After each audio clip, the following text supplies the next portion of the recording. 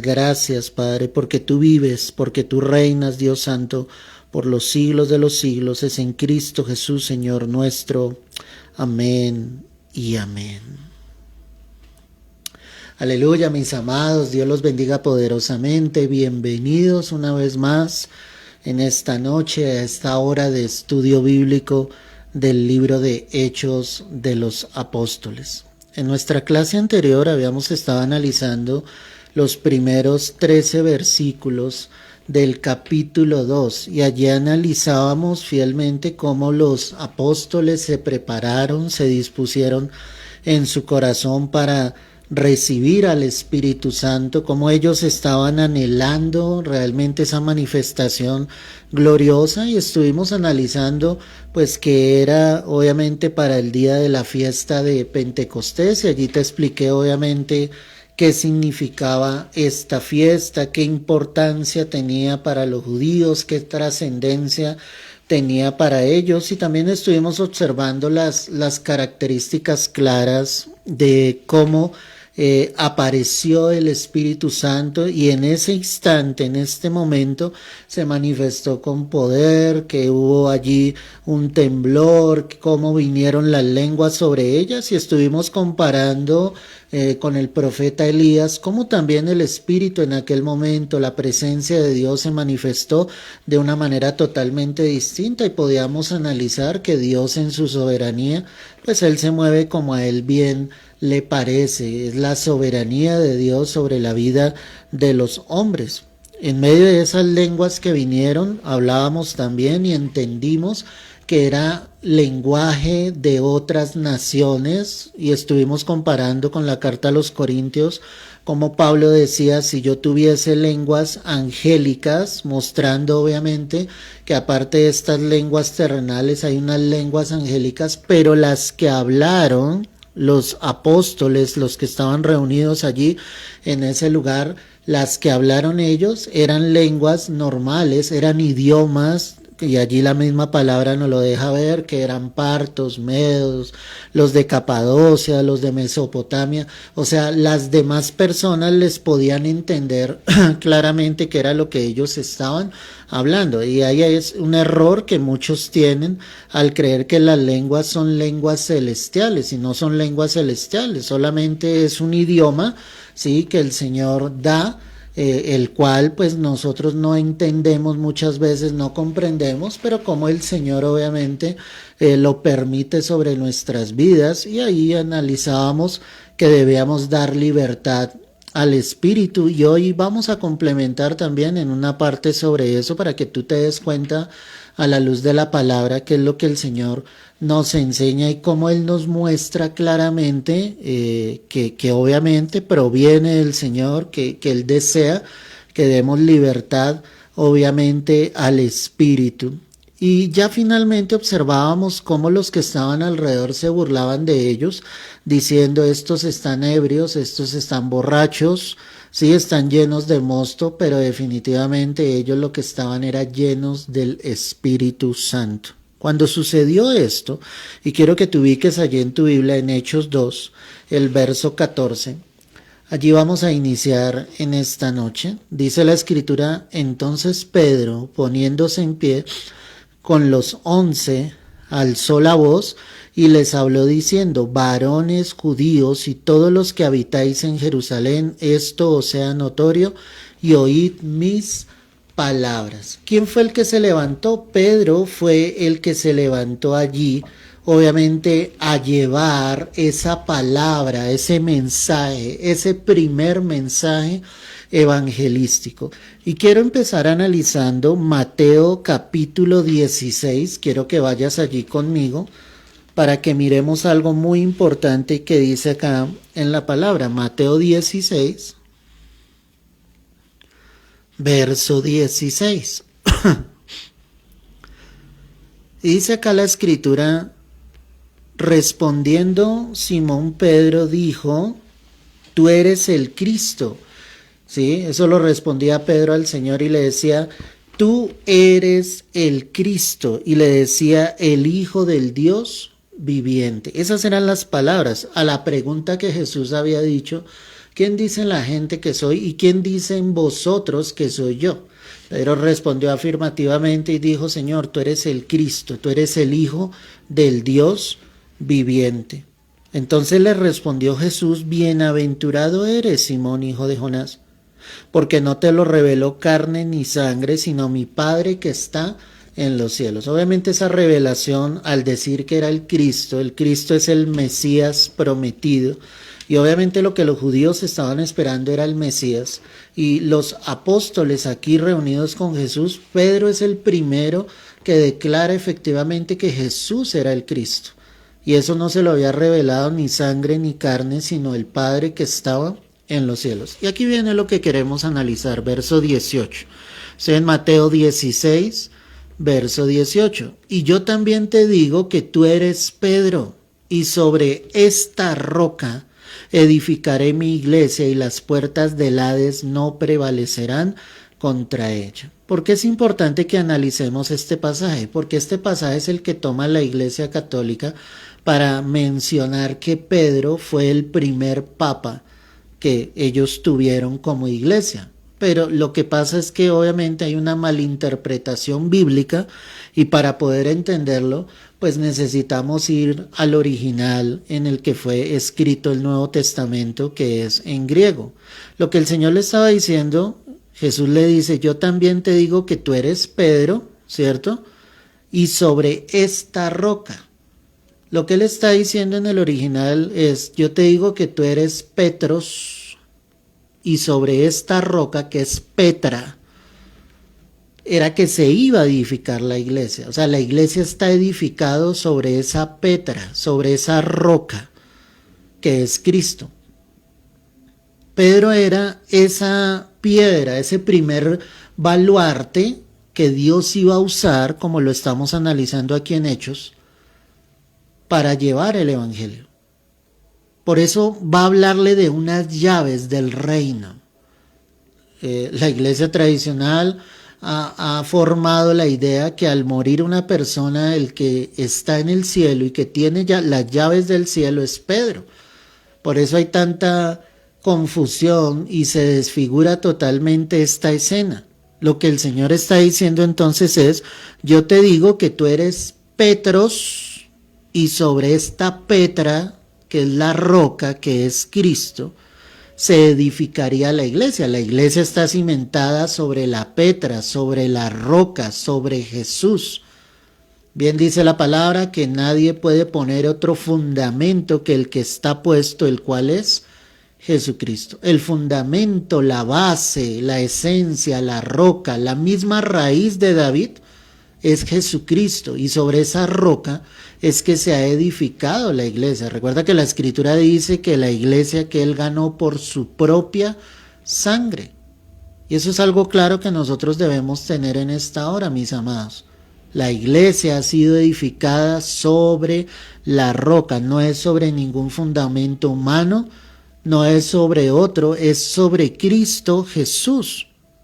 Dice, y las puertas del Hades no prevalecerán contra ella. O sea, era una promesa que el Señor estaba entregando a Pedro y a los apóstoles, donde les decía, lo que Satanás intente hacer en contra de la iglesia, de mi iglesia, no va a prevalecer. Ahí las puertas del Hades es una tipificación de las tinieblas, del infierno. Lo que Satanás intente hacer en contra de la iglesia jamás va a prevalecer en contra de ella. Así Satanás se levante con toda su fuerza, con todo su ímpetu, la palabra que debe creer la iglesia es que la iglesia de Cristo siempre va a vencer. Esa es la promesa que nosotros debemos creer, iglesia. Que la iglesia de Cristo prevalecerá. Jesús continúa diciendo en el verso 19 y le dice, a ti te daré las llaves del reino de los cielos.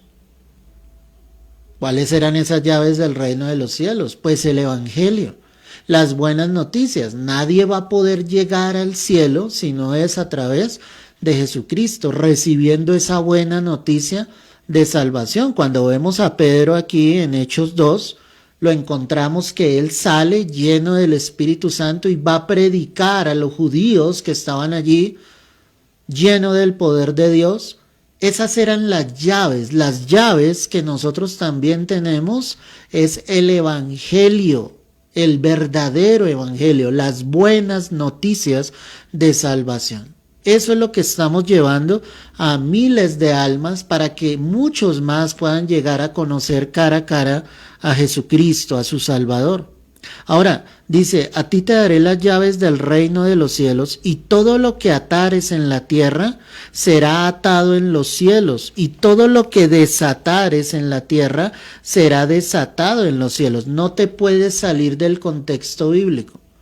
¿De qué viene hablando el Señor? De las llaves del reino de los cielos. ¿Cuáles son esas llaves? Pues precisamente la palabra, el evangelio, las buenas noticias que llevarán a miles de almas a los cielos.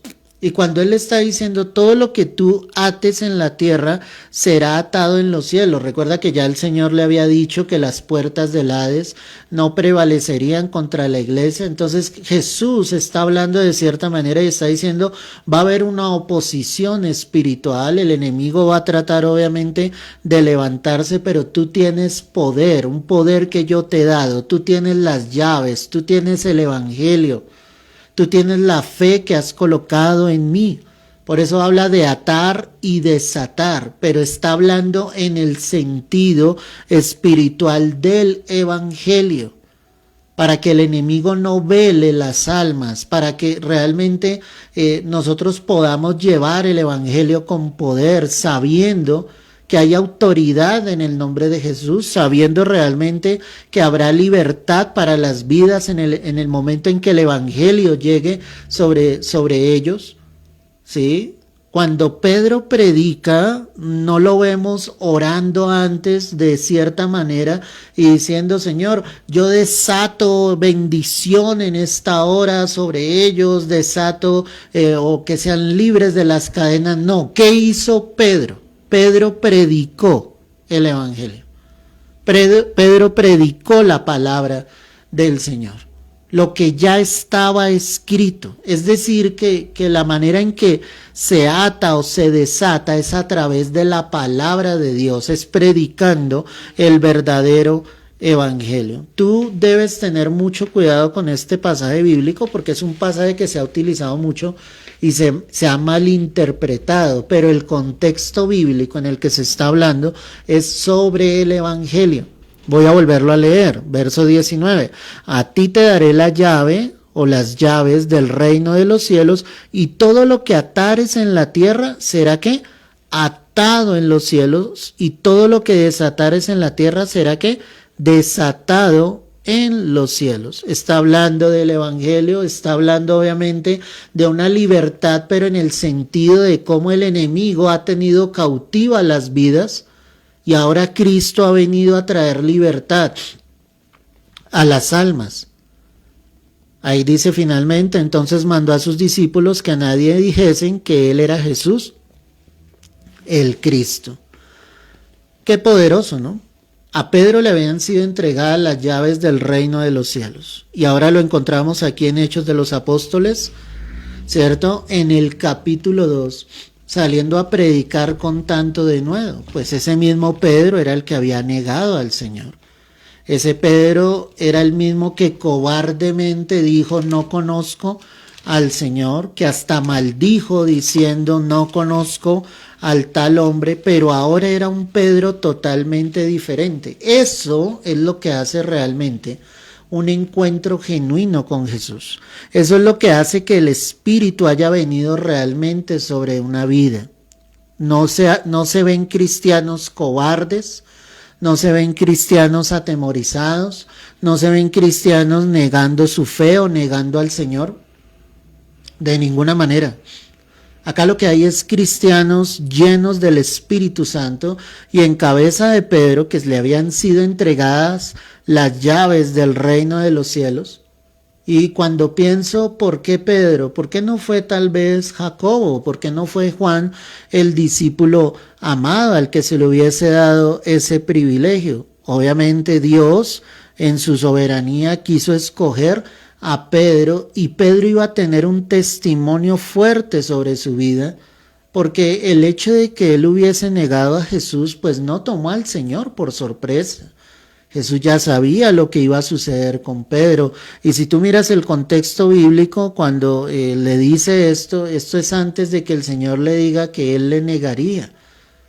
O sea, ya el Señor conocía perfectamente lo que iba a suceder con Pedro, pero él sabía de lo que Dios podía obrar en la vida de Pedro. O sea, acá no es por capacidades, no es por talentos, no es por dones, es la gracia del Señor definitivamente, es la misericordia de Dios. Ante los ojos de los hombres, cualquiera hubiera dicho, Pedro no es digno de llevar el evangelio, él negó al Señor, y tal vez muchos le habrían condenado y le habrían obviamente metido el dedo en la llaga diciendo, pero tú negaste al Señor, tú no te mereces llevar el evangelio. Pero lo que Dios nos muestra a través de la palabra es definitivamente su amor y su misericordia para que podamos llevar el evangelio, reconociendo lo indignos que somos, reconociendo, como lo dijo el apóstol Pablo, por la gracia de Dios soy lo que soy, de gracia he recibido, daré de gracia.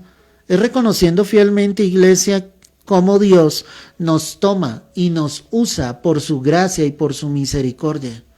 No porque seamos los mejores, no porque estemos lo suficientemente preparados o seamos lo suficientemente aptos, no queriendo decir esto, iglesia, que no te debas preparar, no queriendo decir que no debas llevar una vida en santidad, una vida comprometida con Dios, porque debemos hacerlo, pero por más de que seamos ante nuestros ojos perfectos, ante los ojos de Dios, nunca llegaremos a ser lo suficientemente perfectos en nuestras propias fuerzas. Es la gracia de Dios, y Dios iba a empezar a usar la vida de Pedro por su infinita gracia. Pedro, sin dudarlo un solo momento, no estaba dispuesto a esto. El Señor no le dijo directamente, tú vas a ser el primero que va a predicar el evangelio. Los apóstoles tampoco se pusieron de acuerdo en ese momento y dijeron, Pedro, habla a los que están allí afuera. No, ¿quién guió todo eso? Fue el mismo Espíritu Santo. Y cuando yo me doy cuenta de esto a través de la palabra, iglesia, puedo encontrar como definitivamente una vida que es guiada, que es dirigida por el Espíritu Santo, Dios la va a usar grande y poderosamente. Por eso fue que Dios usó tan tremendamente la vida de los apóstoles, porque ellos dispusieron su corazón realmente a aprender de Dios, porque ellos dispusieron sus corazones a hacer la voluntad de Dios. Ya no eran ellos, tal vez en un momento antes con el Señor fueron caprichosos, olvidaron lo importante que era caminar con Jesús, pero aquí ya eran hombres diferentes, valientes, eran guerreros de Dios, estaban llenos del Espíritu Santo, y sin pensarlo dos veces, el Espíritu Santo lleva a Pedro a colocarse en pie y a levantar su voz. Un dato curioso acá es en el verso 14, dice, entonces Pedro poniéndose en pie con los 11. ¿Te das cuenta? ¿Cuántos estaban reunidos allí en el aposento alto? Tal vez unas 120 personas, pero los que tomaron la vocería, los que se colocaron en pie fueron los apóstoles del Señor. Y tal vez en el contexto que venimos analizando, dentro de esos 11, obviamente que nombra acá la palabra, pues estaba Matías. Recuerda que el que está narrando el libro de Hechos de los Apóstoles es Lucas, ¿sí? Y el hecho de que él mencione los 11 no quiere decir de que obviamente Dios ya tenía en sus planes que Matías fuese aquel que sucediera a Judas, pero es un dato curioso que la Escritura me entrega cuando dice que Pedro poniéndose en pie con los 11, es decir, allí estaban absolutamente todos en ese instante, y Pedro es el que toma la vocería para empezar a predicar por primera vez después de Jesús el evangelio, las buenas noticias de salvación que iban a estar enfocadas en Jesucristo.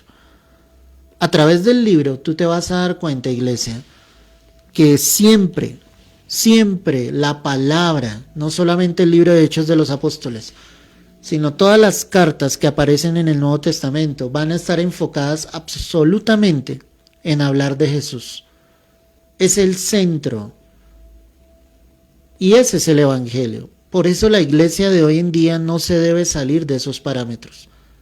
La iglesia actual debe seguir hablando de Jesucristo, debe seguir anunciando las buenas noticias. Claro, habrá temas que Dios traerá sobre nuestra vida, y escúchame muy bien, temas como la fortaleza, como estar en angustia, estar en aflicción en medio de la prueba, ¿sí? De cómo ganar las almas, de cómo orar, tantos temas sobre el hogar, sobre el matrimonio, sobre los hijos, sí, pero todos ellos deben llevar siempre al centro, que es Jesucristo.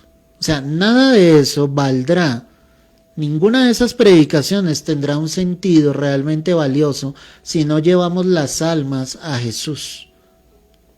Toda predicación, escúchame bien esto, debe pasar por la cruz. Toda predicación que tú des debe pasar por la cruz. ¿Qué te quiero decir con esto? Que el mensaje central al cual tú debes llevar las vidas, las almas, es a mirar al que murió en la cruz, a reflexionar realmente sobre lo que es nuestra vida, nuestro caminar en el Señor y recordar la obra tan valiosa que Cristo entregó por todos nosotros en la cruz. Así como Dios nos entregaba ese mensaje en esta mañana cuando analizamos Isaías 53, que si no lo has escuchado, te animo a que lo escuches porque créeme que es una palabra de mucha bendición donde recordamos fielmente a la luz de la palabra lo que Cristo Jesús hizo por nosotros en la cruz. Entonces dice la escritura que Pedro poniéndose en pie diciendo, varones judíos y todos los que habitáis en Jerusalén, esto os sea notorio y oíd mis palabras. Si te das cuenta, él dice varones judíos. Es decir, que los que rodeaban las vidas de ellos eran judíos en lo absoluto. Ese contexto en el que se encuentra Pedro y los apóstoles no es un contexto fácil. Y cuando digo que no es un contexto fácil, es porque muy posiblemente muchos de los que lo estaban escuchando eran doctores de la ley, eran hombres doctos en las escrituras, y Pedro no tenía eso. Pedro era un hombre del vulgo, y cuando digo del vulgo no era un hombre estudiado, profundizado en la ley de Dios, en las escrituras, y eso era más admirable porque a la medida que vayamos analizando el mensaje que él entregó, te darás cuenta que él estaba recitando literalmente las escrituras. ¿Cómo alguien del vulgo podía hacer tal cosa? Definitivamente era el Espíritu Santo que estaba en él. Es la obra que Dios hace en nuestras vidas. Él nos va a colocar ante autoridades, ante reyes, ante personas que tengan alta estima, alto reconocimiento, títulos.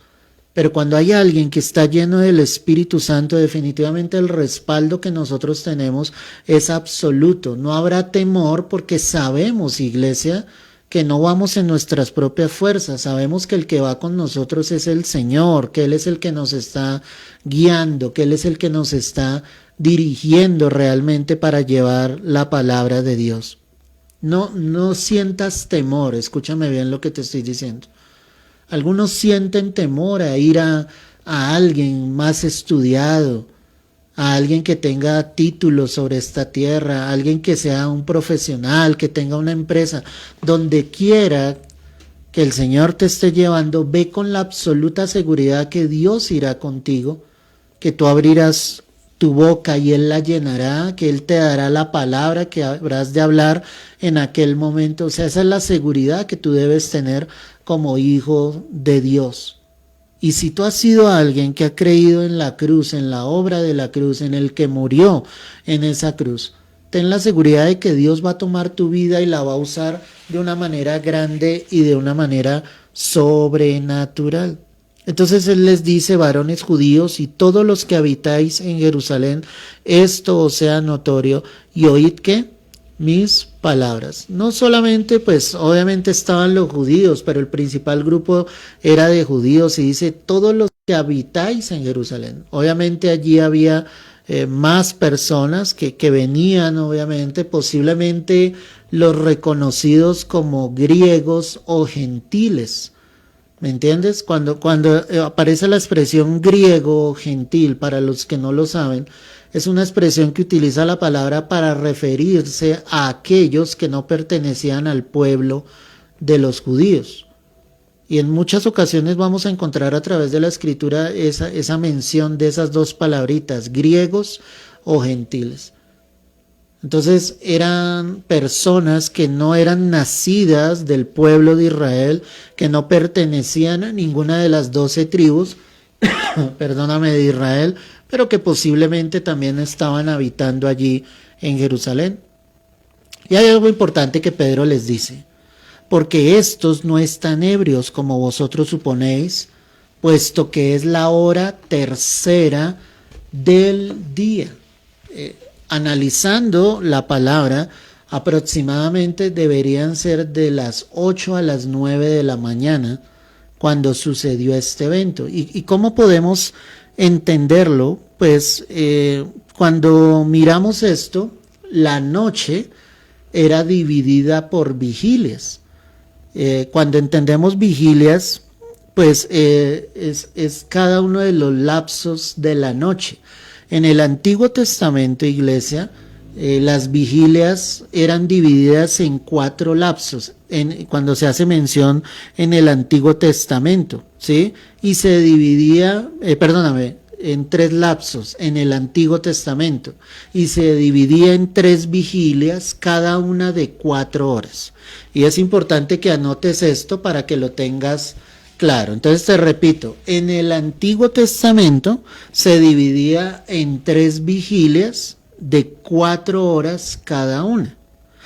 La primera vigilia era cuando el sol estaba ya ocultándose en la tarde. Siempre empezaba a las 6 de la tarde. Si lo vemos a través del Antiguo Testamento, esa primera vigilia de 4 horas empezaba a las 6 de la tarde, perdóname, e iría hasta las 10 de la noche.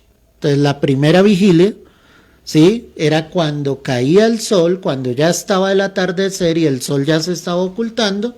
Entonces empezaba desde las 6 de la tarde hasta las 10 de la noche. La segunda vigilia en el Antiguo Testamento, ¿sí?, empezaba a las 10 de la noche e iba hasta las 2 de la mañana. La segunda vigilia entonces iba desde las 10 de la noche hasta las 2 de la mañana y era denominada la vigilia de la medianoche. La primera que te digo es de la caída del sol en el atardecer. La segunda era denominada la vigilia de la medianoche, que iba desde las 10 de la noche hasta las 2 de la mañana. Y la tercera vigilia en el Antiguo Testamento, ¿sí?, iba desde las 2 de la mañana hasta las 6 de la mañana. Si tú te das cuenta, era un lapso total de 12 horas, desde las 6 de la tarde hasta las 6 de la mañana. Y esa tercera vigilia, pues era hasta la salida del sol, hasta que empezaba ese nuevo amanecer. Eso era en el Antiguo Testamento. Vamos a mirar unos textos para que tú lo veas a la luz de la palabra. Éxodo 4, mira el verso 24, ve allí conmigo. Éxodo 4, verso 24. Y mira lo que dice acá la palabra. Éxodo 4, verso 24. Dice la escritura así: y aconteció en el camino que en una posada Jehová salió al encuentro y quiso matarlo. ¿Sí estamos allí? Éxodo 4, verso 24. Y aconteció en el camino que en una posada Jehová le salió al encuentro y quiso matarlo. Aquí está hablando de cuando Moisés regresa, obviamente, allí a Egipto. Perdóname, pero parece que tengo mal este texto anotado. No es ese. Mira Jueces 7, verso 19. Jueces 7, verso 19. Mira lo que dice aquí la escritura. Jueces 7, verso 19. Este sí es, mira. Llegaron pues Gedeón y los 100 hombres que llevaba consigo al extremo del campamento, al principio de la guardia de la medianoche, cuando acababan de renovar los centinelas, y tocaron las trompetas y quebraron los cántaros que llevaban en sus manos. Si te das cuenta, dice ahí, al principio de la guardia de la medianoche. Ahí está hablando de una de las vigilias que te estoy mencionando, que en este caso sería la vigilia de medianoche, de 10 de la noche a 2 de la mañana. Y mira por un momento, primer libro de Samuel,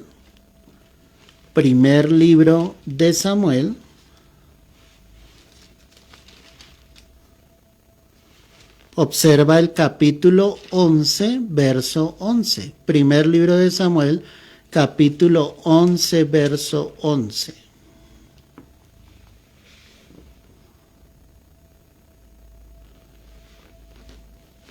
Mira lo que dice la palabra. Aconteció que el día siguiente dispuso Saúl al pueblo en 3 compañías y entraron en medio del campamento a la vigilia de la mañana e hirieron a los amonitas hasta que el día calentó, y los que quedaron fueron dispersos de tal manera que no quedaron 2 de ellos juntos. ¿Te das cuenta que ahí dice a la vigilia de la mañana? ¿Cuál era esa vigilia? De 2 de la mañana a 6 de la mañana. Y la misma escritura nos da una idea y dice, e hicieron a los amonitas hasta que el día calentó, porque pues estaban a plena madrugada, ¿sí? Y obviamente aquí está mostrando esa última vigilia. Estoy hablándote de textos del Antiguo Testamento donde aparece efectivamente lo que te estoy diciendo. El texto de Éxodo, corrijámoslo, allí es Éxodo 14, verso 24. Éxodo 14, verso 24. Mira lo que dice la palabra.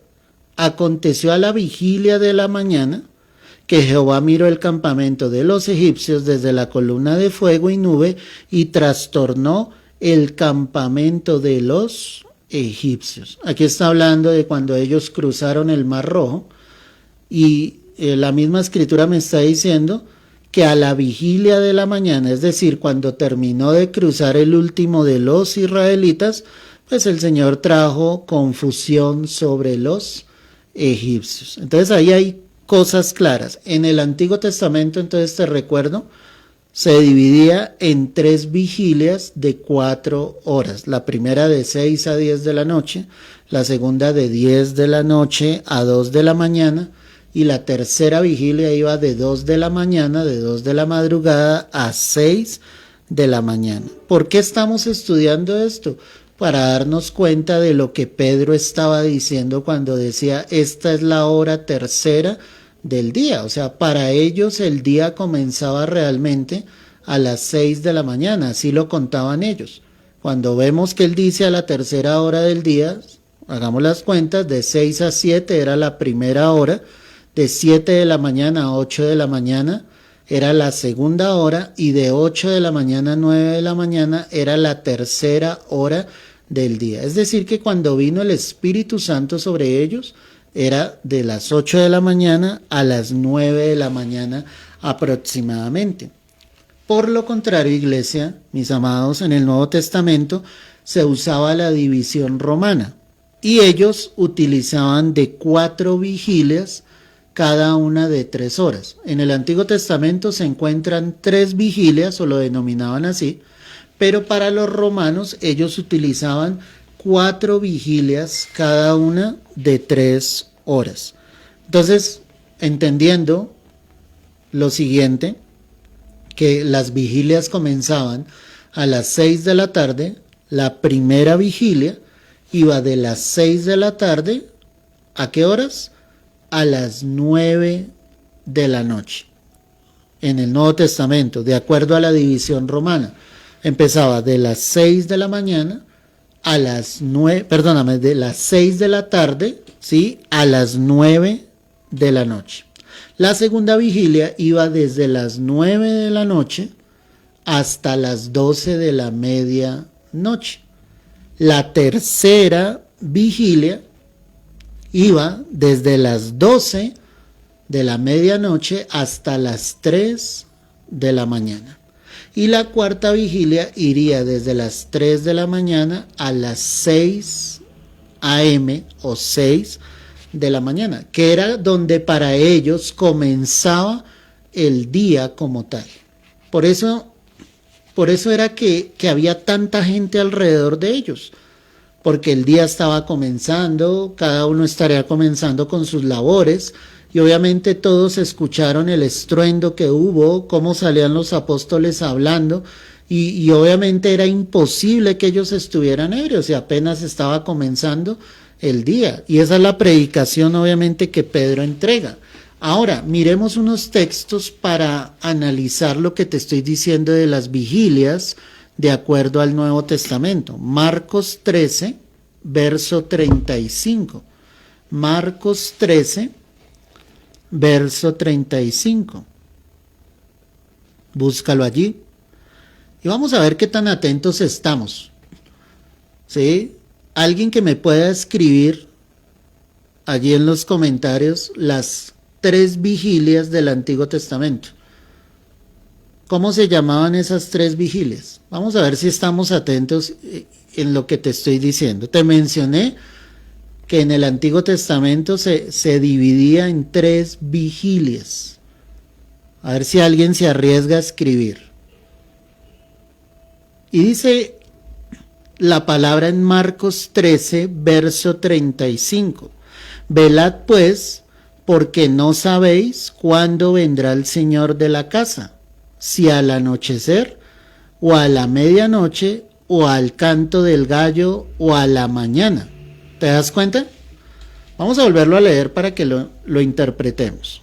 Velad pues, eso lo decía el Señor Jesucristo, porque no sabéis cuándo vendrá el Señor de la casa, haciendo referencia a él mismo.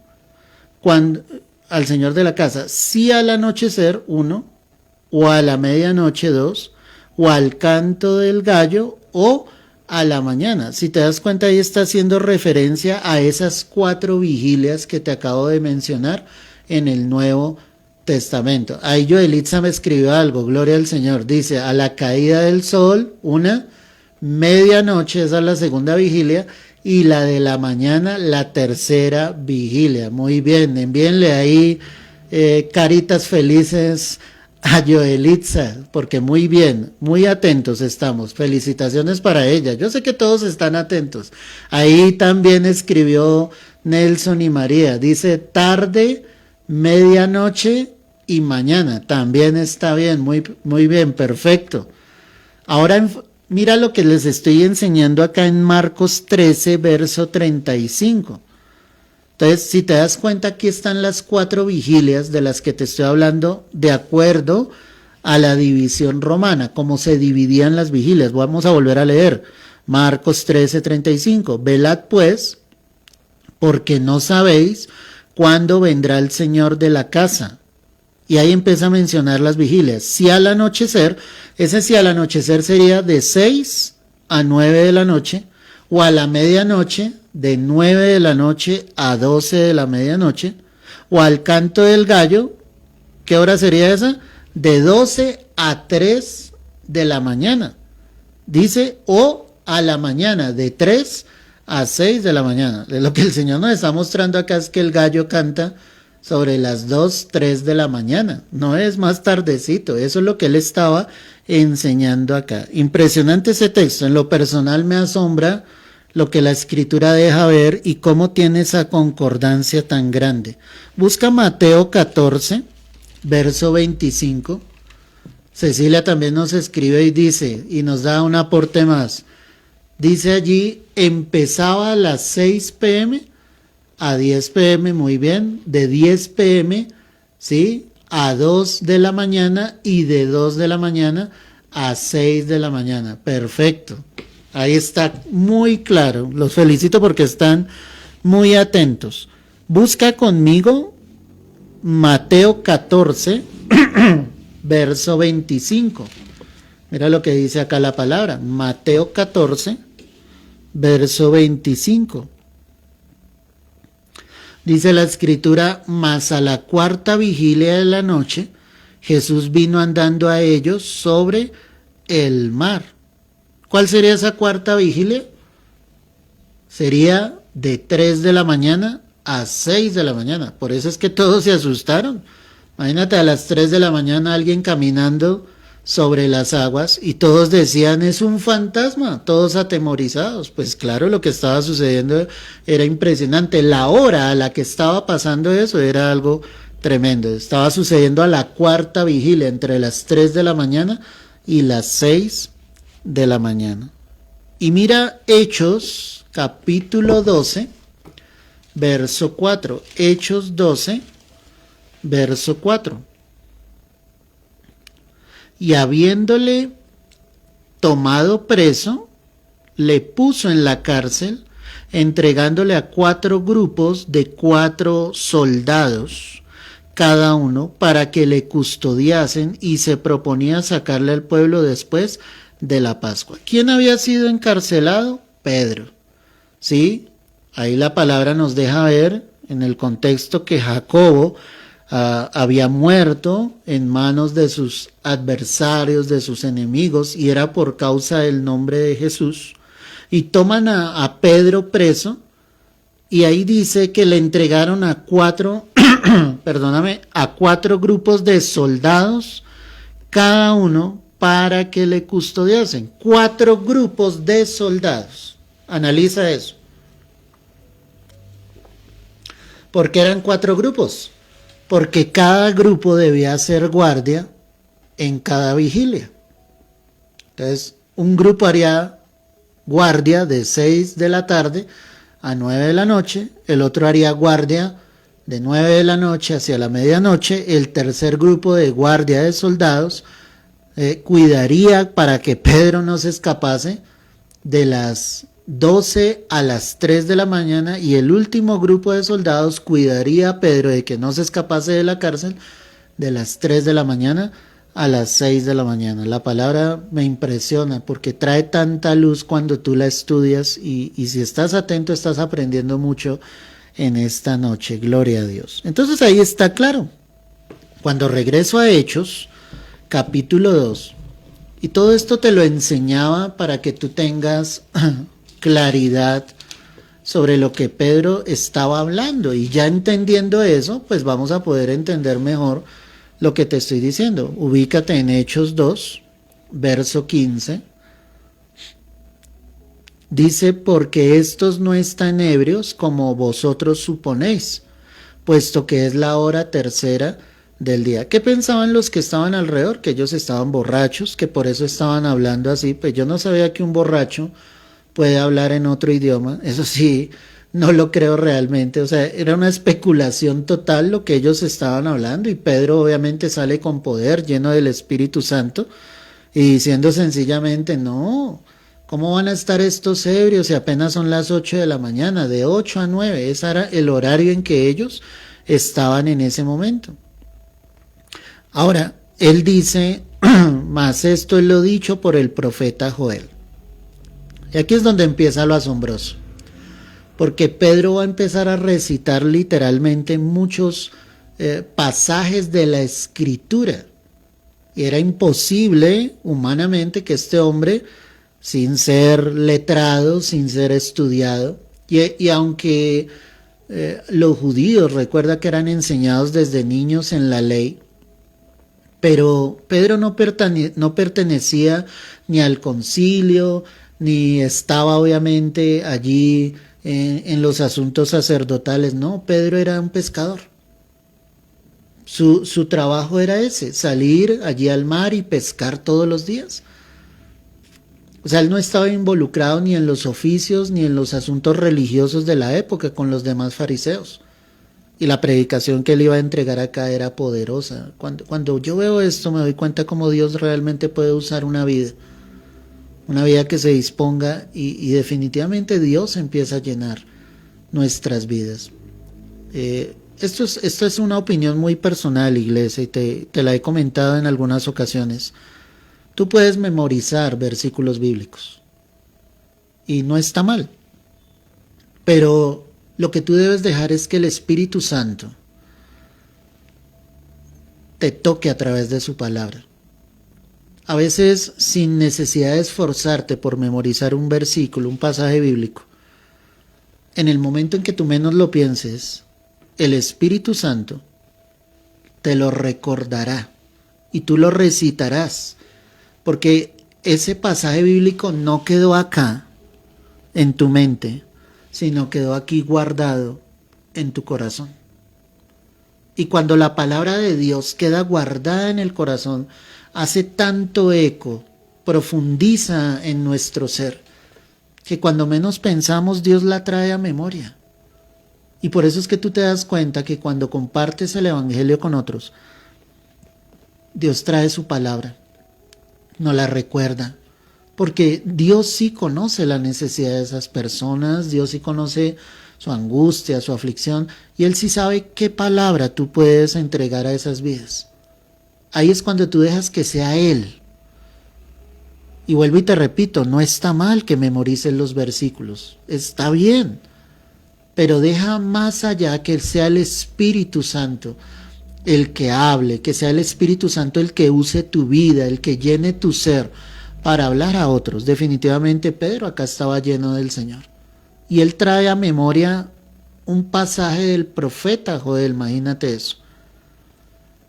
Y Pedro empieza a predicar y a decir, y en los postreros días, dice Dios, derramaré de mi espíritu sobre toda carne. Eso era lo que había sucedido. Acá es donde yo te enseñaba en la clase pasada que para muchos estudiosos de la palabra, este momento de Pentecostés solamente fue para ese día. Pero la verdad es que Dios sigue derramando de su espíritu sobre toda carne.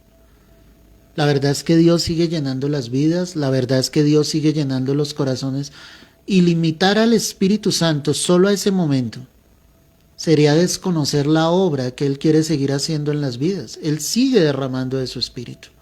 Él sigue llenando las vidas, Él sigue llenando los corazones. Él sigue fluyendo en su existir. Y Él quiere llegar a cada vida y Él quiere llegar a cada corazón. El hecho de que una vida sea llena del Espíritu Santo o no, yo creo que depende más de nosotros. Porque Él lo quiere hacer.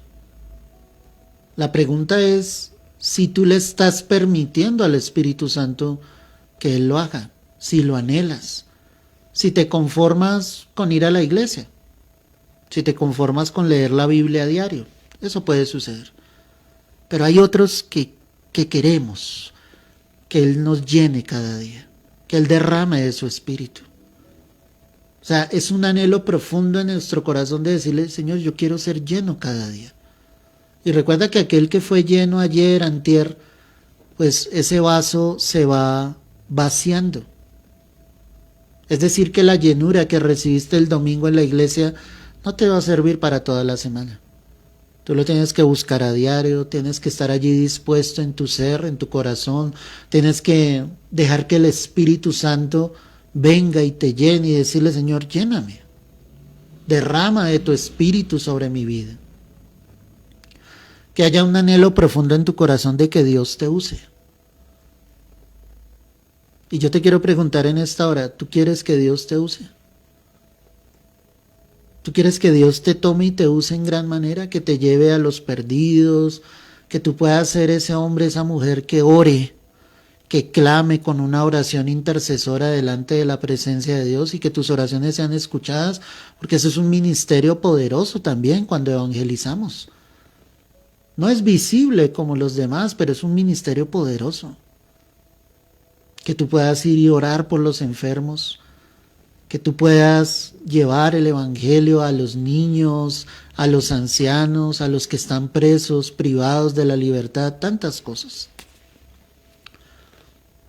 Solo le pedimos a Dios que nos use, que nos llene, porque en nuestras fuerzas nada lo podremos lograr. En alguna ocasión yo te comentaba una historia y es verídica. Un hombre salió a repartir sus tratados para compartir acerca de Cristo. Y él solamente se postró a los pies del Señor y oró casi 1 hora. Y estuvo en las calles repartiendo durante 8 horas. Él esperaba al próximo domingo que a su congregación llegaran muchas más almas. La gran sorpresa fue que de ninguno de los que le había compartido, pues llegó a la iglesia. Y él le preguntaba al Señor y le decía: Señor, ¿por qué no veo los resultados? Estuve predicando tu palabra durante largas 8 horas. Estuve haciendo todo lo posible, repartiendo esos tratados con amor, con fe, creyendo que tú, Señor, tocarías las vidas y los corazones. La respuesta del Señor fue: lo que pasa es que tú estás haciendo lo contrario. Tú debes orar 8 horas y tan solo salir 1 hora y mi espíritu hará la obra. A lo que vamos con esto es que nos falta más estar de rodillas. Muchos creen que son sus propias fuerzas.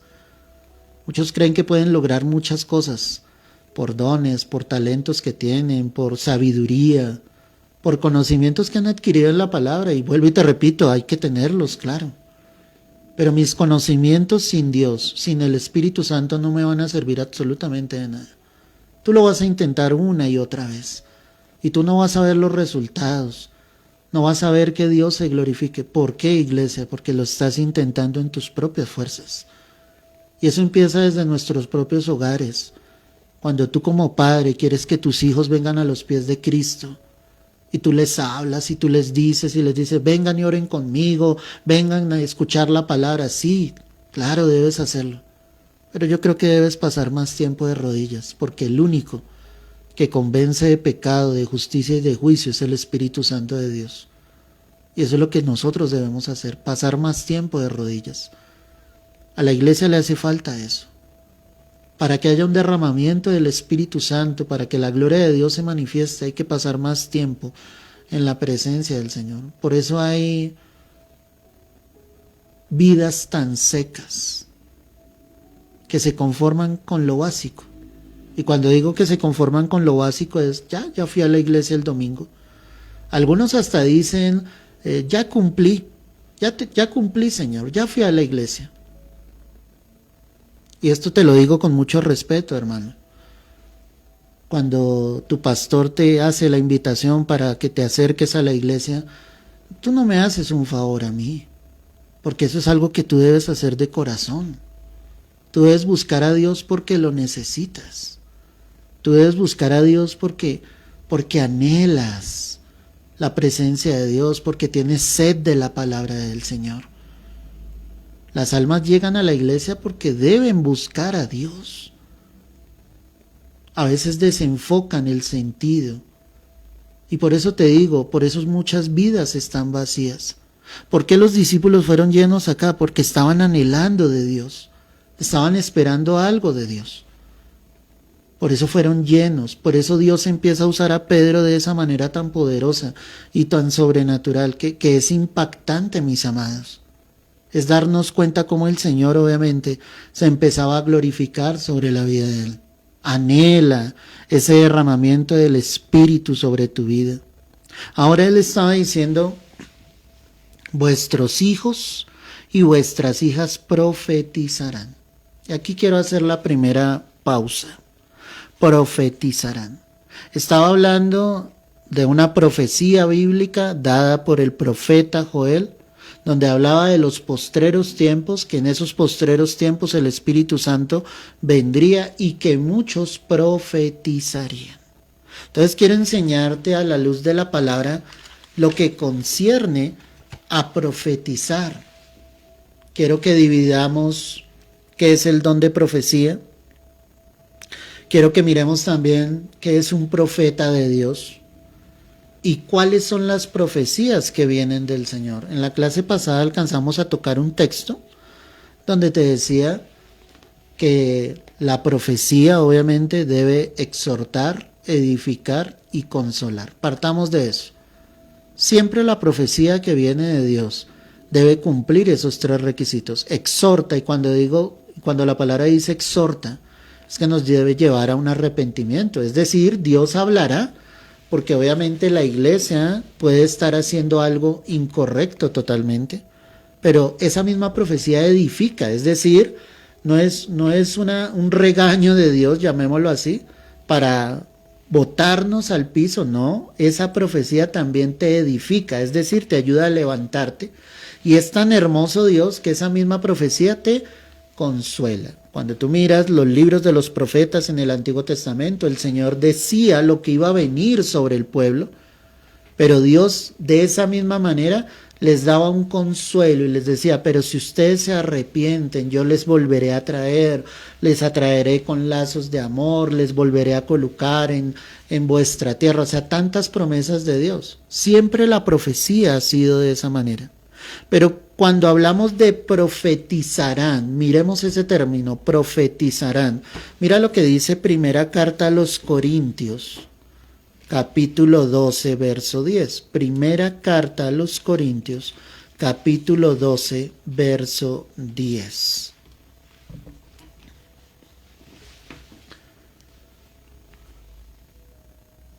Dice la palabra, Pablo está hablando acerca de los dones espirituales acá, y él dice, a otro el hacer milagros, a otro profecía, a otro discernimiento de espíritus, a otro diversos géneros de lenguas y a otro interpretación de lenguas. Ahí está hablando de los dones que son dados por el Espíritu Santo. Y los dones que son dados por el Espíritu Santo son dados para edificación del cuerpo de Cristo. ¿Y cuál es el cuerpo de Cristo? La iglesia. Entonces partamos de esto. Si hablamos del don de profecía, Dios traería ese don sobre alguna vida para edificar la iglesia, para levantarla. Nunca una profecía va a ser para destruir a alguien. Entonces ahí empezamos a ver cuando es palabra de Dios o es palabra del hombre. Cuando hay muchos que dicen tener el don de profecía y empiezan a hablar en sus propias fuerzas, escuchando a espíritus engañadores y no hablan lo que proviene realmente del Señor. Aquí la palabra me está dejando ver que sí hay ese don de profecía. De acuerdo al libro de los Hechos, estamos viendo donde dice la palabra que muchos profetizarían, vuestros hijos y vuestras hijas profetizarán. ¿Pero qué profetizarían? La palabra que ya está escrita. O sea, no es, ahorita vamos a verlo a través de otros textos, no es una profecía que salga del corazón del hombre. ¿Sí me entiendes? No son profecías, y quiero ser muy claro en esto. Todo lo que te voy a decir en este momento son profecías que no vienen del Señor. ¿Sí? Profecías como mañana vas a conseguir un trabajo donde te vas a ganar 5 millones de pesos. O sea, Dios nunca va a hablar de esa manera, iglesia, porque lo que Dios habla es lo que ya está, ¿qué? Escrito. Dios no va a decir, no, mañana vas a conocer el hombre de tu vida y te vas a casar con él. Tampoco esa es una profecía que venga de Dios. Dios no va a hablar de acuerdo a mis emociones o de acuerdo a mi necesidad. Ojo con esto. Dios va a hablar de acuerdo a la necesidad que Él ve que nosotros necesitamos obviamente entender y comprender. Y en muchos lugares hablan es a las emociones de los hombres y nunca es la palabra de Dios. Entonces, acá me dice que hay un don de profecía, o sea, es algo que no podemos desconocer, está dentro de la iglesia y es para edificación del cuerpo de Cristo. Ojo con esto, del cuerpo de Cristo.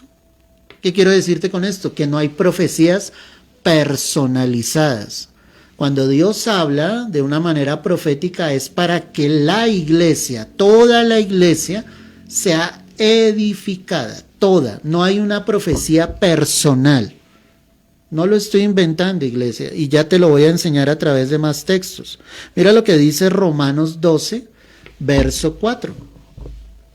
Acá habrá algunos que estarán pensando y diciendo, ¿y esa profecía que me dieron, sí vendría del Señor o no? Pues hermano, la profecía que es de Dios y lo que comprueba el profeta de Dios es que lo que Dios dice se cumple. Es así de sencillo. Recuerda que en el Antiguo Testamento, obviamente la prueba para el profeta era esa. Si lo que él hablaba se cumplía, era la voz de Dios. Si no se cumplía, ¿qué hacían con ese falso profeta? Lo apedreaban hasta matarlo. Eso era lo que sucedía. Romanos 12, verso 4.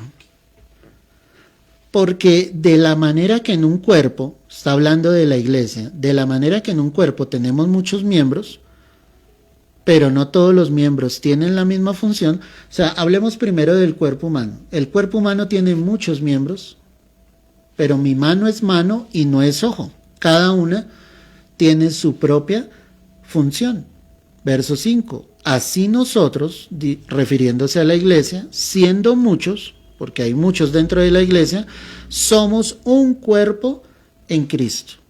Y todos miembros los unos de los otros. ¿Te das cuenta? Está hablando de una unidad, porque tu ojo no está fuera de tu cuerpo. O sea, todo tu cuerpo va conjuntamente, está unido totalmente. ¿Ves? Dice, así nosotros siendo muchos, somos un cuerpo en Cristo y todos miembros los unos de los otros. De manera que teniendo diferentes dones, ojo lo que te va a decir acá, según la gracia que nos es dada, ahí él empieza a decir, los dones que recibimos no es porque los merezcamos precisamente, es la gracia de Dios. Voy a volver a leer el verso 6. Estoy en Romanos 12, verso 6.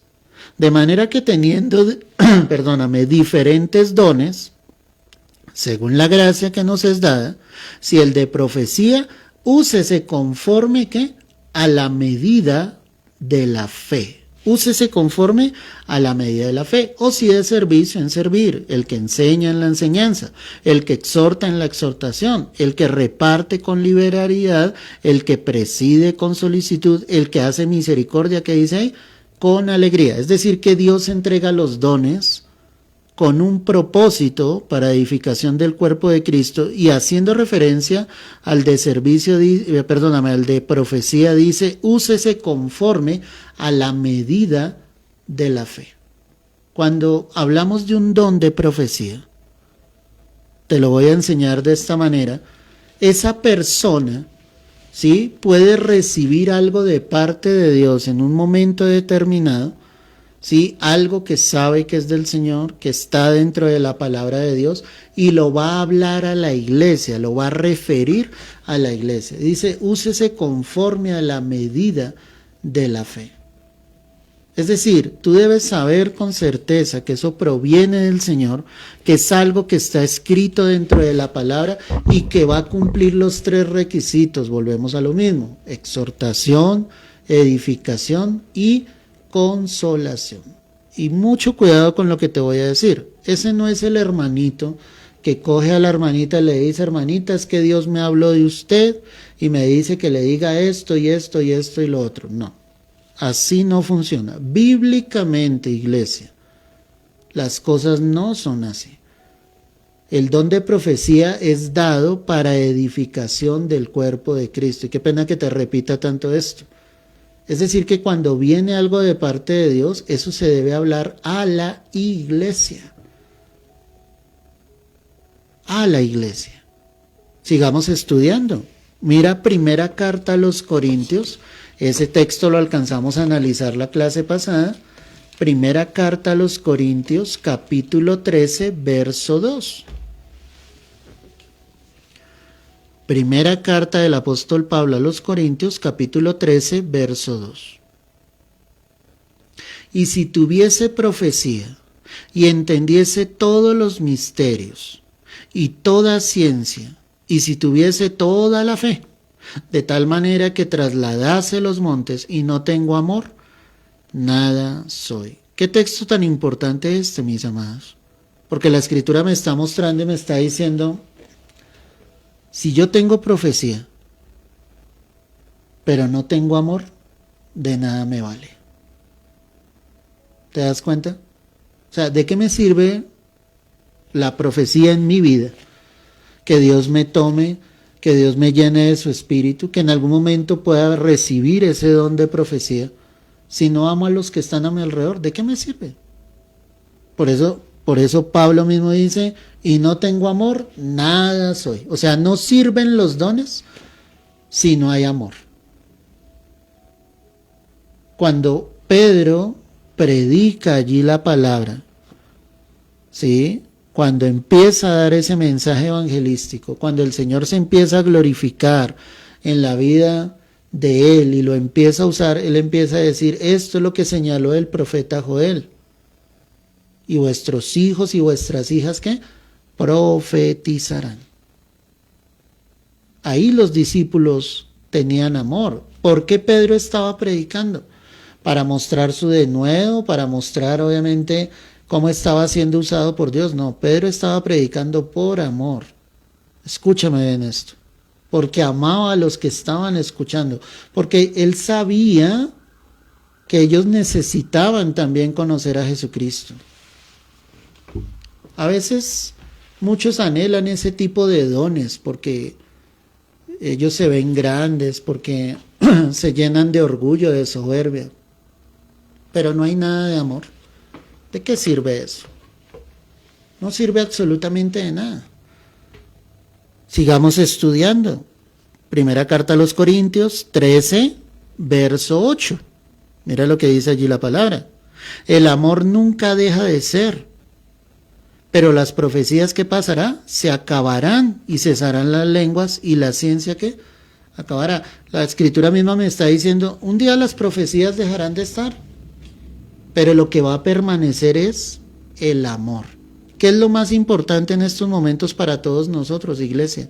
El amor. Es lo que tú debes anhelar realmente en tu vida, que esté el amor. ¿Por qué estaba predicando Pedro? Por amor a aquellos que estaban a su alrededor.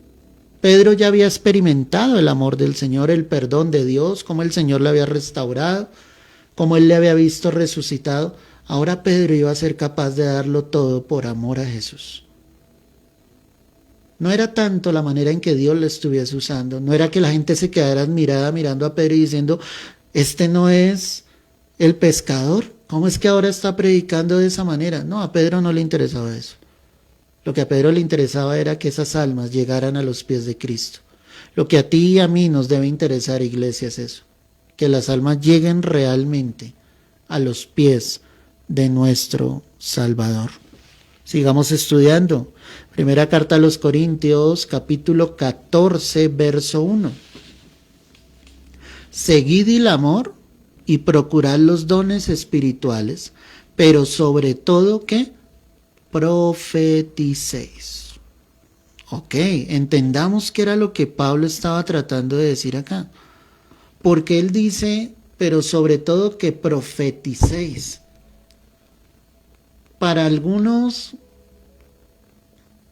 la profecía es estar en un momento allí donde tú escuchas la voz de Dios y donde Dios dice, dile a tal persona esto y esto. Para muchos es eso y decir, uy, yo escuché la voz del Señor y Él me dijo que le dijera a tal persona esto. No es eso.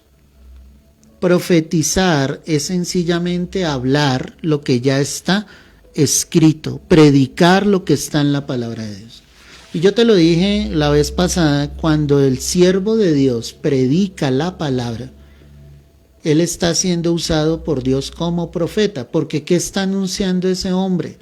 Ese hombre está anunciando la palabra de Dios, lo que ya está escrito. Por eso Pablo le dice acá, anhelen los dones espirituales, pero sobre todo que profeticen, sobre todo que prediquemos lo que ya está escrito, la palabra, sobre todo que anunciemos las buenas nuevas de salvación. Eso es lo importante, iglesia.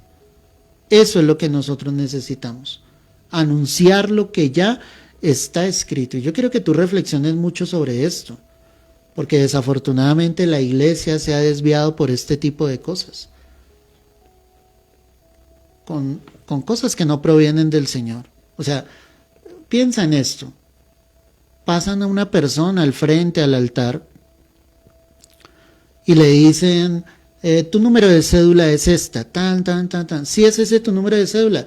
Sí es, saca la cédula y la muestra y sí es. ¿Sabes por qué sí es? Porque ese hombre está escuchando espíritus engañadores. A Dios no le interesa mostrar de su gloria, su poder de esa manera. O sea, eso no tiene ningún sentido y son cosas que están sucediendo en las iglesias cristianas. A Dios lo que le interesa es hablar a su pueblo. Has leído Isaías, Jeremías, has leído Amós, Oseas. ¿Qué hacían estos profetas? Escuchar la voz de Dios y hablar al pueblo, exhortarlos, decirles: ustedes se están perdiendo el camino, vuelvan al Señor, redireccionen sus vidas, Dios tendrá de ustedes misericordia. En otras le decía: no teman, no desmayen, yo estoy con ustedes. Tantas cosas que el Señor hablaba. Porque eso era lo que Dios necesitaba, afirmar a su pueblo en la voluntad de Dios, pero no hablando cosas absurdas. Cuando Él dice acá en la carta a los Corintios que estamos analizando, pero sobre todo que profeticéis, lo que la palabra me está mostrando y me está diciendo, es que necesito anhelar que Dios tome mi vida para que yo lleve la palabra, para que predique lo que ya está escrito. Primera carta del apóstol Pablo a los Tesalonicenses, capítulo 5, verso 20. Todo esto que estamos estudiando, hermano, hace parte de lo que estaba pasando con Pedro, porque él estaba diciendo: es que vuestros hijos y vuestras hijas profetizarán. Pero ¿qué iban a profetizar? ¿Qué venía realmente del corazón de Dios? Primera carta a los Tesalonicenses 5, verso 20. Ahí está muy claro: no menospreciéis las profecías. Qué increíble esto, ¿no? Es una exhortación que Pablo está dando a la iglesia en Tesalónica, y dentro de todo lo que está diciendo, que oren sin cesar, que estén siempre gozosos, que den gracias a Dios por todo, él dice: no menosprecien ¿qué? Las profecías. ¿Cuáles eran esas profecías? Lo que ya estaba escrito. Esa era la profecía, lo que ya estaba escrito. En otras palabras, él está diciendo: no podemos tener en poco lo que el Señor ya nos dijo. Si miramos las profecías, yo no puedo tener en poco lo que se ha anunciado de que Cristo viene entre las nubes. No lo puedo tener en poco. No puedo tener en poco que la palabra me dice que vendrá tiempo de principio de dolores, que es lo que estamos viviendo hoy en día. No puedo tener en poco cuando el Señor dice: y la maldad de los hombres, sí, se multiplicará y el amor de muchos se enfriará. No puedo tener en poco lo que el Señor ya ha dicho. Muchos están menospreciando lo que el Señor ha dicho. Lo tienen en poco, no lo valoran. Subestiman lo que dice la palabra y dicen: no, estos tiempos van a cambiar, esto se va a arreglar, esto va a ser diferente, es que necesitamos un nuevo presidente, algunos dicen, necesitamos un nuevo gobernante, necesitamos que esto cambie. No, ¿por qué menosprecias la profecía, la palabra que ya ha sido dicha? ¿Por qué menosprecias la palabra que ha sido dada para los hombres? No la puedes tener en poco. Eso es lo que Pablo está exhortando allí. Y finalmente, el texto más enfático de todo lo que te he venido diciendo, segunda carta del apóstol Pedro, capítulo 1, verso 19. Segunda carta del apóstol Pedro, capítulo 1, verso 19. Tenemos también la palabra profética más segura. ¿Quién estaba hablando de eso? Pedro mismo. Ese no fue el mismo Pedro que se levantó a dar el primer sermón. Pues sí, hermano. En una de sus cartas él dice: tenemos también la palabra ¿qué? Profética más segura, a la cual hacéis bien en estar atentos como una antorcha que alumbra en lugar oscuro. Eso es lo que hace la palabra profética de Dios. Alumbra como una antorcha en medio de la oscuridad. O sea, cuando hay alguien que su luz es la palabra, que está siendo guiado, que está siendo dirigido por el Señor, pues la palabra va a ser esa antorcha que te guía en medio de tiempos difíciles, en medio de la oscuridad, en medio de lo que tú no sabes con certeza. Dios te da dirección a través de la palabra. Vuelvo y leo, dice: tenemos la palabra profética más segura, ya lo que Dios ya dijo, eso es lo más seguro que tú y yo podemos tener. a la cual hacéis bien en estar atentos, como una antorcha que alumbra en lugar oscuro hasta que el día esclarezca y el lucero de la mañana salga en vuestros corazones. Y mira lo que dice: entendiendo primero esto, que ninguna profecía de la Escritura es ¿de qué? De interpretación privada. Eso es impresionante. Ninguna profecía de la Escritura es de interpretación privada. O sea, no es como nosotros la querramos tomar, no es que a mí me parece, no, la misma palabra va a tener la interpretación, la luz, la dirección para que yo la pueda comprender totalmente. Entonces, en Isaías 53, ¿qué estaba profetizado? El Mesías, el Cordero, ¿cierto? Aquel que iba y llevaba nuestras enfermedades, aquel que en el cual Jehová cargó en Jesús el pecado de todos nosotros. ¿Cuándo tuvo cumplimiento en esa palabra? Cuando Cristo se hizo hombre. Ahí está el cumplimiento. Vuelvo y leo verso 20. Entendiendo primero esto, que ninguna profecía de la Escritura es ¿de qué? De interpretación privada. O sea, la misma Escritura, la misma Biblia da la luz para que yo interprete a la luz de la palabra lo que el Señor dijo. El problema es tratar de interpretar a mi manera. Y confirma, verso 21, es que este texto es impresionante, porque nunca, ¿qué dice ahí? Nunca la profecía fue traída por voluntad humana, sino que los santos hombres de Dios, ¿qué dice ahí esa palabrita? Hablaron, siendo inspirados por el Espíritu Santo, hablaron. ¿En qué tiempo está eso? ¿En pasado, en presente o en futuro? Está en pasado. Hablaron.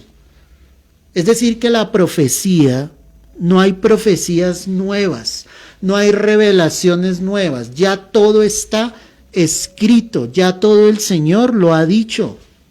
Y esos hombres que hablaron, fueron o hablaron siendo inspirados por el Espíritu Santo. Qué impresionante, muy claro, más claro imposible. O sea, no hay nuevas profecías, no hay cosas que puedan salir fuera de la palabra, no, tienen que estar dentro de la palabra. Y cuando yo quiero interpretar esa profecía, debe ser a la luz de la palabra.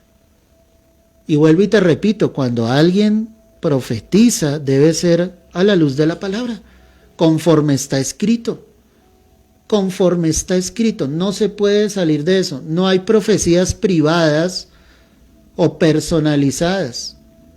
Eso no existe, iglesia, eso es algo falso, eso es un engaño del enemigo. Y me quedan 9 minutos para que miremos los siguientes textos. Primera carta a los Corintios, capítulo 12. Primera carta a los Corintios, capítulo 12. Ojalá estés bien atento para que tú no caigas en ese engaño de escuchar falsas profecías. Primera carta a los Corintios, capítulo 12, verso 28. Mira lo que dice la palabra. Y aún nos puso Dios en la iglesia, primeramente apóstoles, luego profetas, lo tercero maestros, luego los que hacen milagros, después los que sanan, los que ayudan, los que administran, los que tienen don de lenguas. Y pregunta Pablo, ¿son todos apóstoles? ¿Son todos profetas?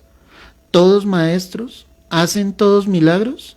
¿Tienen todos dones de sanidad? ¿Hablan todos lenguas? ¿Interpretan todos? Procurad pues los dones mejores, mas yo os muestro un camino más o aún más excelente.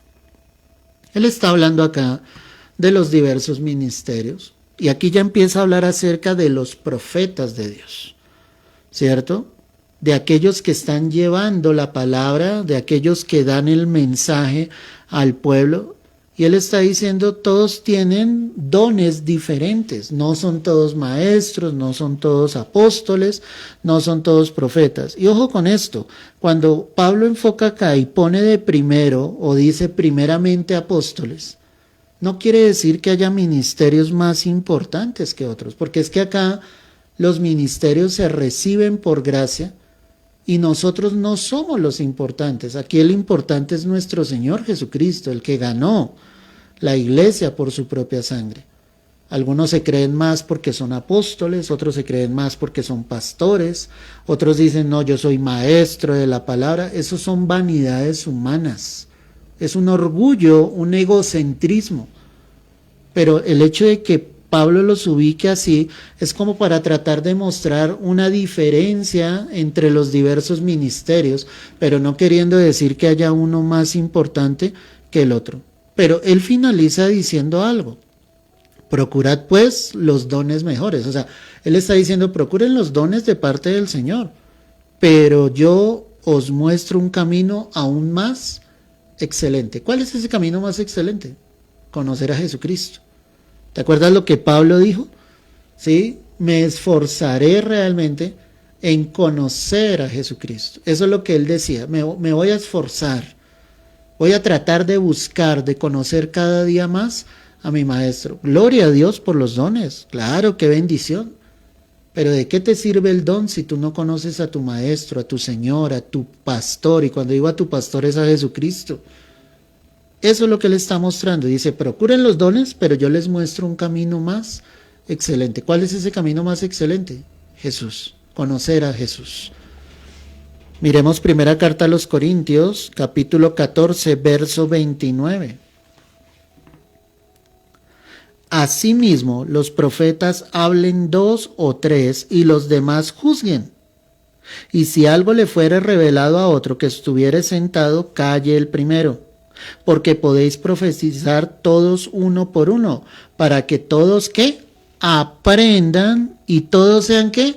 Exhortados, ¿te das cuenta? O sea, como la iglesia de Corinto, te ubico en el contexto, era una iglesia desordenada totalmente, ¿sí? Entonces había momentos en que todos profetizaban y Pablo les exhorta y les dice, no, eso no puede seguir sucediendo, hable uno por uno. O sea, que lo que Dios quiera enseñar a la iglesia, hágalo uno por uno. Los demás escuchen y juzguen si lo que ese hombre está hablando proviene realmente de la palabra de Dios. Eso era lo que él les estaba diciendo.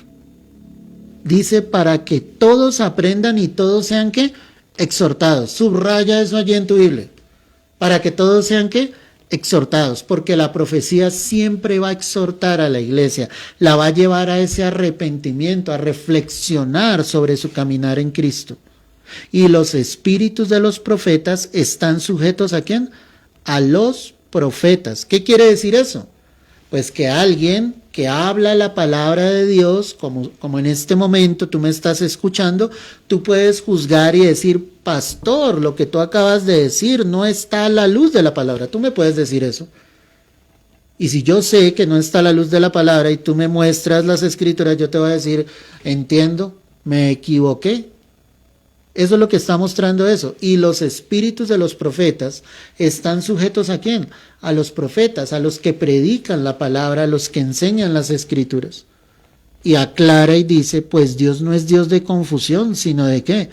De paz, como en todas las iglesias de los santos. Cuando la palabra de Dios está, la palabra de Dios no trae confusión, trae paz. Y eso es lo que tú debes tener, paz al recibir la enseñanza de Dios. Nosotros hemos sido muy mal enseñados, hermano. Yo también estuve muy mal enseñado en un comienzo. ¿Sí? Y tal vez no era culpa de mis pastores, porque ellos fueron enseñados en un comienzo de la misma manera. Pero en la medida en que tú vas estudiando las escrituras, teniendo la luz de la palabra, pues debes ir redireccionando tu vida a lo que el Señor nos está enseñando. Mira el verso 36, primera carta a los Corintios 14, verso 36. ¿Acaso ha salido de vosotros la palabra de Dios? Ojo a este texto, con este finalizamos. ¿Acaso ha salido de vosotros la palabra de Dios? ¿O solo a vosotros ha llegado? Si alguno se cree profeta o espiritual, reconozca que lo que os escribo son mandamientos del Señor. Mas el que ignora, ignore. Así que, hermanos, procurad profetizar y no impidáis el hablar en lenguas. Ojo con lo que acabamos de leer, pero hágase todo decentemente y con orden. ¿Te acuerdas que en la clase pasada te hablaba y te decía sobre el hablar en lenguas? Pues este texto aclara más, que Pablo dice, no impidan el hablar en lenguas, solamente háganlo decentemente y con orden. Y él está diciendo acerca del profeta, dice, si alguien se cree profeta o espiritual, perdóname, pero mira el verso 36, que era donde te quería enfocar, ¿acaso ha salido de vosotros la palabra de Dios? O sea, ¿somos nosotros mismos los que hablamos aparentemente la palabra de Dios? ¿O fue que la palabra llegó a nosotros? La palabra llega a nuestras vidas, y cuando la palabra llega a nuestras vidas, por eso la podemos hablar, por eso la podemos profetizar, predicar. ¿Me entiendes? Llevarla al pueblo, llevarla a la iglesia. Dice, si tú te crees profeta, si tú crees que has recibido de parte de Dios la palabra y te crees espiritual, pues reconozcan lo que les estoy diciendo en esta hora. ¿Qué les estoy enseñando? Decía Pablo, yo les estoy enseñando en la palabra, los mandamientos del Señor. Pero si alguien quiere ignorar, pues ignore. Y si ignora lo que Pablo estaba diciendo, ese no era profeta de Dios. Ese estaba hablando en sus propias fuerzas. Ese estaba diciendo lo que bien le parecía. Por eso a veces en la iglesia del Señor hay tanto desorden. Porque no van a las escrituras. Porque cada uno habla lo que le parece, porque está el hermano profetizándole al otro hermano y diciéndole, el Señor te dice esto, ¿no? Yo pienso, mi amado, y escúchame bien, y con esto finalizo, que cuando tú tienes comunión con Dios, que cuando tú tienes un lugar de oración, tiempos de oración con Dios, Dios te va a hablar. ¿Y cómo te habla? A través de la palabra, como nos lo está hablando en esta hora. Y tú no vas a necesitar que Dios use a otro para decirte las cosas que el Señor te puede decir allí en lo secreto. ¿Te das cuenta? La profecía es para edificación del cuerpo de Cristo. Cuando Pedro se levantó en ese poder, en esa autoridad, y dijo, vuestros hijos y vuestras hijas profetizarán, lo que él estaba diciendo es, yo voy a usar las vidas para que mi palabra pueda llegar a muchos más. Esa era la manera de profetizar, de llevar el evangelio. Cuando Pedro se levantó, él estaba profetizando.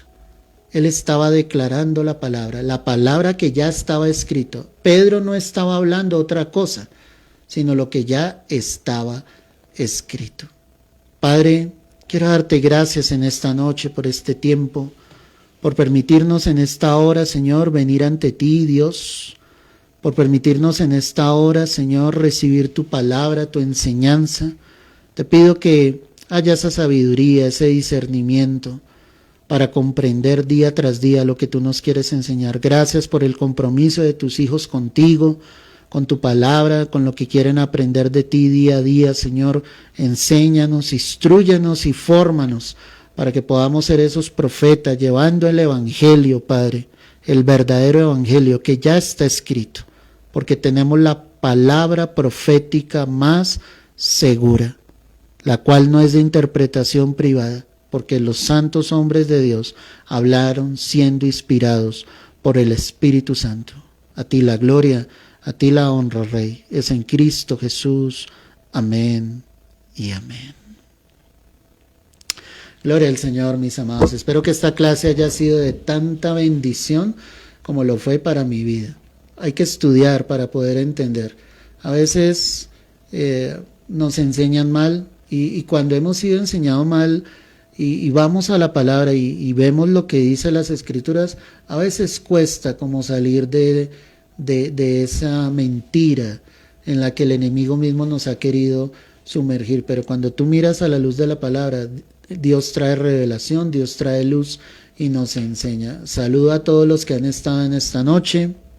Veo allí a Yoraima, gracias por tu fidelidad. Yoraima, sigue aprendiendo, recibiendo de parte del Señor todo lo que te está entregando. Antonio, Carolina, Matías, los bendigo en el nombre de Cristo Jesús. Allí desde San José, que nos escuchan, les bendigo en el nombre de Jesús y gracias por ese deseo fiel de aprender todos los días de la palabra del Señor. Miralis, qué bendición verte allí conectada, estando atenta, fiel a la palabra del Señor, que todo lo que estás recibiendo Dios lo use para que llegues a otras vidas compartiendo el mensaje. Joelitza, Oscar, les bendigo en el nombre de Jesús por ese amor que tienen hacia el Señor, ese deseo que tienen de seguir aprendiendo la palabra de Dios. María, gracias por estar ahí conectada, por tu fidelidad, por tu constancia. Sé que Dios seguirá usando tu vida poderosamente. Cecilia, qué bueno verte una vez más conectada en esta noche. Gracias por esa fidelidad a Dios,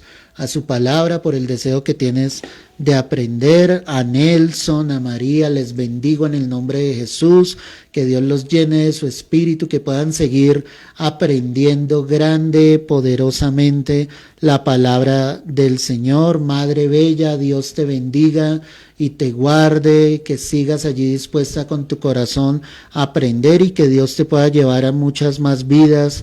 A Melba, qué bueno volverte a ver, Melba, Dios te bendiga, Dios te guarde, que sigas aprendiendo de la preciosa palabra del Señor. Y bueno, a todos los que estuvieron conectados en esta noche, creo que hubo varios momentos en que hubo interrupción en la palabra. Ustedes saben que cuando el enemigo obviamente quiere detener la obra de Dios, pues él trata de entrometerse. También veo aquí a Sandra Medina, Dios te bendiga, Sandra, gracias por estar conectada allí a través de este tiempo, de esta enseñanza. Y bueno, todos los que estuvieron conectados, si me olvido de alguien, perdónenme, pero no los veo acá. Envía tu mensaje para saber que estuviste conectado. Honoria, Dios te bendiga poderosamente allí con tu familia, con Ladies. Ojalá estén escuchando este mensaje y esta enseñanza en esta noche. Para todos, un abrazo fuerte, Dios los bendiga. Eneida, Dios te bendiga. Allí desde Puerto Rico, que también nos escuchas, el Señor te guarde, te bendiga grandemente y por el deseo de aprender. Irene también aquí aparece, Dios te bendiga, Irene, el Señor te guarde, te bendiga y que sigas aprendiendo la palabra del Señor. Este es un tiempo precioso y especial, hermano, y Dios nos permite reunirnos a través de este medio y poder llegar a muchas más vidas. Que ojalá esta clase haya sido de bendición. Si no la escuchaste en su totalidad, toma después un tiempo para volverla a escuchar y seguir aprendiendo de la preciosa palabra de Dios. Dios te bendiga y te guarde, y no te olvides que nuestro Señor viene pronto. Dios los bendiga y los guarde.